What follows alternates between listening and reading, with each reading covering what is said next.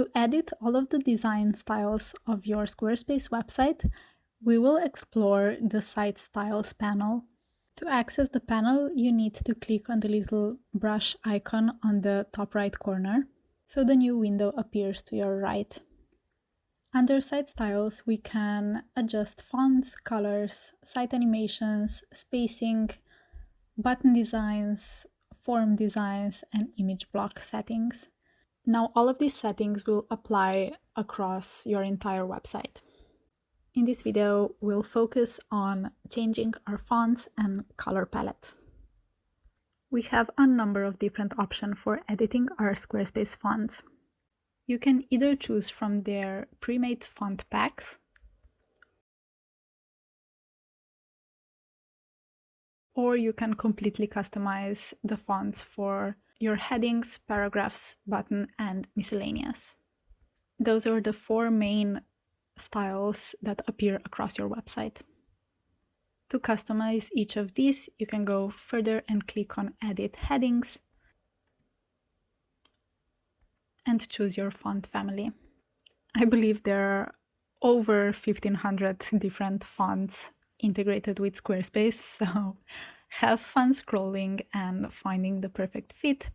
If you already have your branding ready, you can just type in the name in the search and see if it's already integrated with Squarespace. Otherwise, you can add external fonts with a little bit of custom coding as well. So for each of the four core styles, you can either change the weight of the font, style, so whether it's italicized or normal. You can change line heights, letter spacing, text transformation, so uppercase, lowercase. And you will see down here we have 4 different headings: heading 1, heading 2, heading 3, and heading 4. Those are the 4 different styles that will help us design throughout our website without too much tweaking and keeping a consistent style across all of the pages. So you can set a different size for each of the heading styles. I suggest just by going with the order, so heading 1 to be the largest, heading 2 a bit smaller, and so on.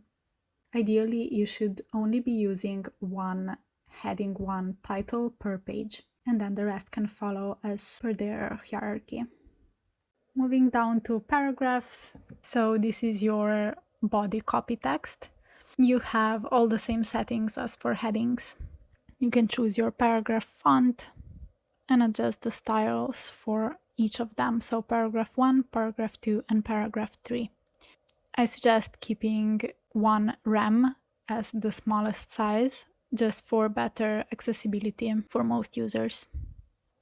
Next, we can style the fonts of our buttons. And we have 3 different buttons: primary, secondary, and tertiary. And you can set the font style of each one to be different. So the font from primary button can be different from font of the secondary button. Lastly, we have our miscellaneous fonts. Those are normally used for tags, product prices, and other smaller elements. If you're using one of our templates, we have a bit of backend custom coding for our miscellaneous fonts, so make sure to check your template-specific instructions. It will be right under font customization and styling section. Another very useful feature is assign styles here at the very bottom, where you can assign a specific style to each element on your page, either by finding it here on the menu or just hovering over it in the edit mode preview. So for example, if we are changing site navigation style from paragraph to, let's say, miscellaneous, you will see the font automatically changes, and this will be on your entire site. So just a very, very useful tool if you need to change something but can't find it in the settings itself. Also, keep in mind that all of the changes that you are making here apply throughout your entire site. So if we change settings for heading 1, that will be applied to all of the heading 1 that you're using. Okay, moving on to colors. Under color styles, you will first see your color palette, and then you will see your custom themes. Custom themes are kind of a pre-made designs and combinations curated from your color palette. To change the colors from your color palette, simply click Edit Palette. And here you have 5 different shade options. You can use one of pre-made templates from Squarespace. You can add in an image and pull the colors from there, or create a palette from a single color. Of course, you can also add in your custom colors via hex codes, RGB, or HSL. Okay, so as we said, your palette colors are combined in different ways to create 10 unique themes. You can use these themes in your sections when you are editing your site. If we look at the example here, when we are in our edit mode and hover over each section of our website page, you will see a little box in the top right corner that says your theme name. So in this case, it's Lightest 2. You can edit every little detail of your specific theme as well. So just click on the theme that you are using, and you can make changes here that affect sections that use this theme throughout your site. For example, if we hover over the heading here, it will open up our heading text color, and if we change it to one from our palette,